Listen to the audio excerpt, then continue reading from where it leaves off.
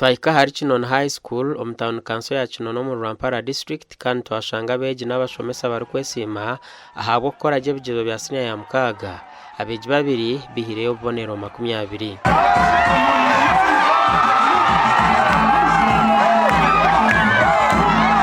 koze biology, chemistry na maths bara points 22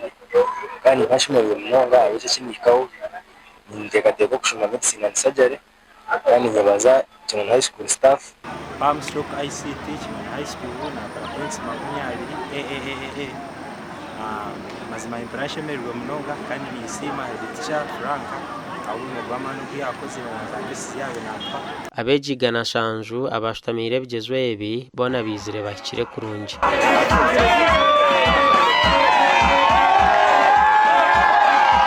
Level campus abana nibakoraje kandi kuba kuheza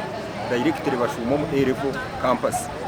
tuba traininga bakoraje kandi bafuna combinations nyingi especially za sciences level customs abana gana shanju abana bakozereje munonga abana gana shanju bona ni qualify ngo kuza atasha institutions zono muhanga. Director John Muhumza asimira abazire ahabo kubesiga bakabaha beji no kushashore bishare byishomero ombwire abo kuba abana batwakoye mbashika kubashikire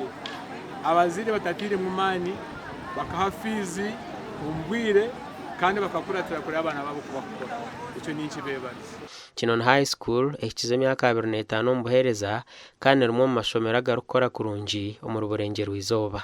gasha kwa Christopher Ahimsuwe.